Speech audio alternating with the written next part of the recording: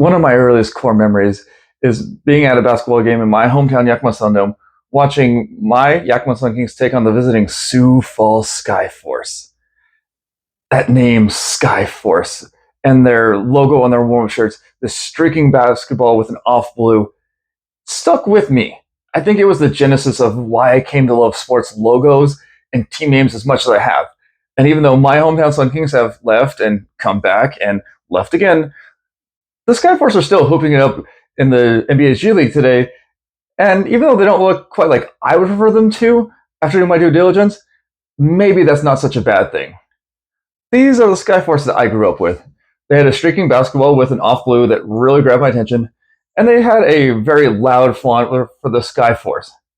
They kept that when they switched from the CBA to the G League in 2006, and kept it until 2013 when they formed a partnership with the NBA's Miami Heat. As part of the partnership, they changed the colors on their logo to being red and yellow, and they switched their uniforms in accordance, adding a little detail that has always driven me so bonkers. They've made them add a little heat flare onto the end of their E. And while that has driven me nuts for years, and I could rant about it for hours, for perspective, I wanted to look at what happened to every other team that played in CBA in the 05-06 season, the last year the Skyforce were there before moving on to the NBA's G League.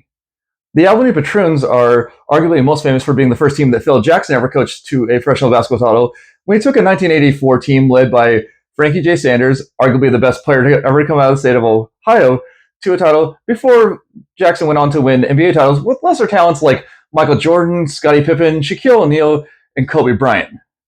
The Idaho Stampede are the first team that actually made the jump along with the Skyforce to the G League in 2006 and quickly formed a partnership with the Utah Jazz. That partnership lasted until 2015 when the Utah Jazz formally bought them out and moved them down south to Salt Lake City. As part of the move, they named them the Salt Lake City Stars, initially giving them a dark blue and yellow color scheme before switching predictably to the Jazz's purple. A similar but very visually confusing fate happened to the Dakota Wizards, a team that played out of Bismarck, North Dakota, and initially had a green and purple color scheme. They, along with the Stampede and Skyforce, made the jump to the G League in 2006, and they kept their color scheme until 2011 when they formed a partnership with the Golden State Warriors. As part of this partnership, the Wizards entered the most visually confusing year I've ever heard of for any basketball team ever. It was decided that for the 2011-2012 season, to honor the partnership, while they played their home games, the Wizards would have an updated logo and uniforms featuring the Golden State Warriors, yellow and blue. But on the road, they would continue to wear their old purple and green logo and purple and green uniforms. Unsurprisingly, this uniform idea was around for a bad time, not a long time. In the summer of 2012, the Warriors formally bought them out and moved them down south to become the Santa Cruz Warriors and changed them predictably to the Warriors blue and yellow. A slightly shorter fate happened to both the Michigan Mayhem and the Rockford Lightning, both the teams which folded after the end of the season in 2006.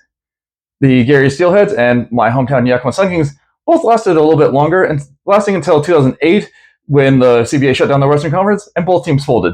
My hometown Sun Kings have come back for a couple years, went away again, and there's rumors that they're going to come back again, but unless David Blaine starts giving personal lessons, I'm not going to hold my breath. But when you look at the history of the CBA, this isn't unique. Out of 46 franchises and 105 unique teams, there's only one team that kept their team name and only 3 franchises left playing. And so as much as it pains to say me, I have to offer a mea culpa. I was dead wrong.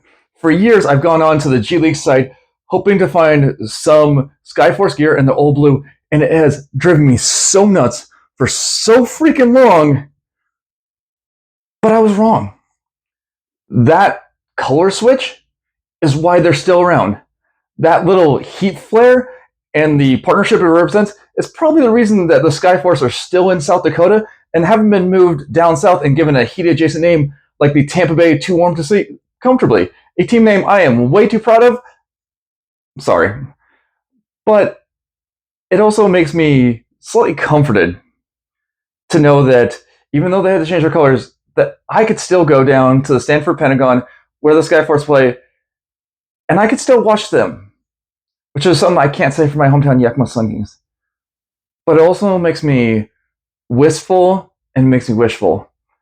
It makes me wonder, what if my Sun Kings had sold out their visual identity in 2006 to a team like the Sacramento Kings?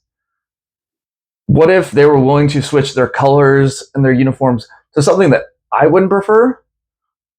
That just maybe I could still go to games in the Sun Dome and watch my Yakima Sun Kings take on the visiting Sioux Falls Skyforce with a little bit of Gary Glitter's Rock and Roll Part 2 playing in the background.